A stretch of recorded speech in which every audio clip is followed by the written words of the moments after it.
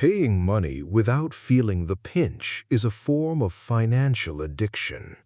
You're standing in the checkout line at that local coffee shop, the one that smells like burnt beans and desperation, and your phone is already hovering over the terminal.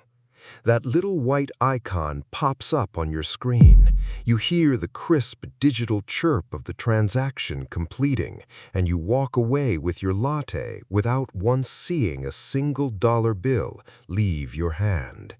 It feels like you have optimized your morning, but you have actually bypassed the one biological alarm system you have against going broke. The research from Prelec and Lowenstein in the Journal of Behavioral Decision-Making confirmed exactly what your bank account is trying to tell you. When you strip away the physical act of handing over cash, you strip away the pain of paying. This is not just about convenience, it is a structural decoupling of your labor from your consumption. When you pay with cash, your brain registers a tangible loss. You feel the physical weight of those bills leaving your pocket, and that creates an immediate visceral ouch factor that stops you from overspending. But when you use that tap-to-pay feature or save your card digits in a browser, that signal never reaches the alarm center in your brain. You are not paying with money, you're playing with points in a game. It feels like an infinite balance because you never have to watch the physical stack of your hard-earned wages shrink in real time. Consider the human cost of this. You finish your shift, you're exhausted, and it's 11:15 at night. You're slumped on your couch, your willpower is completely drained, and you're scrolling through your feed. An ad for a new high-end desk accessory or a transformative digital course hits your screen. Because it's late and your ego depletion is at its peak, you don't think about the hours you spent at the office to earn that cash. You just see a button, you tap it, and the dopamine hit is instantaneous.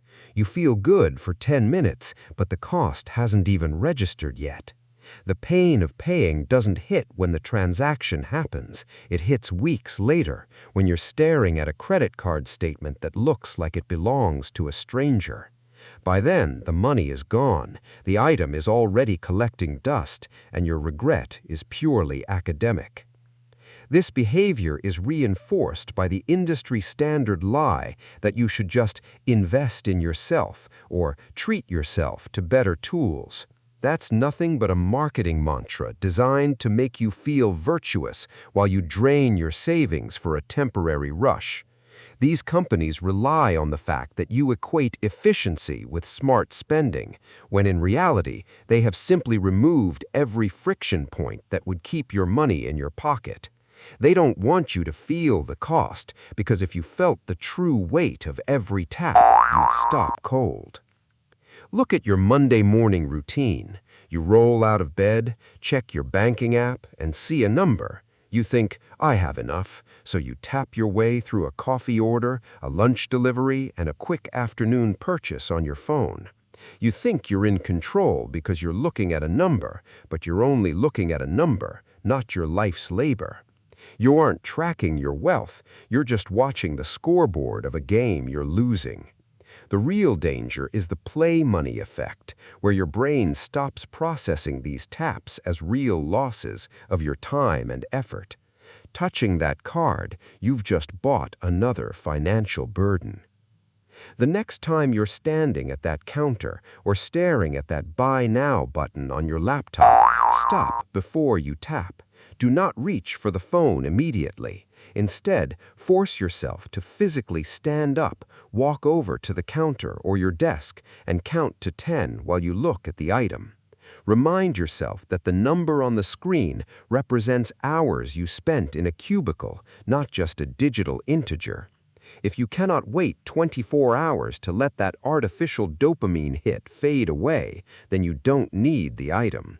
That brief intentional silence before the transaction is the only thing standing between your paycheck and someone else's profit margin.